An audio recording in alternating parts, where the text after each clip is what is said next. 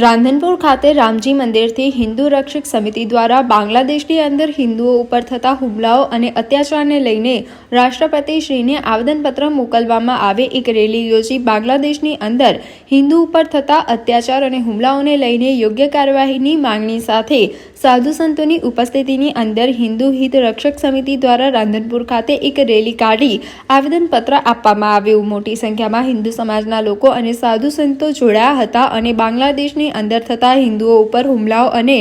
અત્યાચારો રોકવા માટે યોગ્ય કાર્યવાહી કરવા માંગણી સાથે એક રેલી યોજી માંગણી કરતું આવેદનપત્ર મોકલવામાં આવ્યું હતું। આજે હિન્દુ રક્ષા સમિતિ જે વિવિધ સંગઠનોથી બની અને રાધનપુર ખાતે આજે મામલતદાર કચેરીએ આવેદનપત્ર આપ્યું છે અને એ આવેદનપત્ર બાંગ્લાદેશમાં જે હિન્દુઓ ઉપર અત્યાચાર થયો છે અને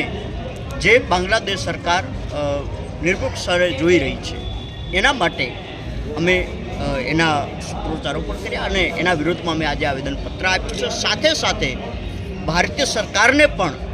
અમે નિવેદન કર્યું છે કે આમાં જે હિન્દુઓની સતત ચિંતા કરનાર જે સરકાર છે એ હજી પણ આમાં વધારે ચિંતા કરે અને જે બાંગ્લાદેશ સરકાર જે હિન્દુઓ ઉપર અત્યાચાર કરી રહી છે, ત્યાંના સાધુઓ ઉપર અત્યાચાર કરી રહ્યો છે, ત્યાંનો હિન્દુ જે પીડાઈ રહ્યો છે એના વિરુદ્ધમાં અમે બાંગ્લાદેશ સરકાર વિરુદ્ધમાં અમે આજે આવેદનપત્ર આપ્યું છે અને એમાં સૌ સાથે જોડી અને સંગઠનોએ। શું નામ છે તમારું? બટુક મહારાજ રામ સેવા આશ્રમ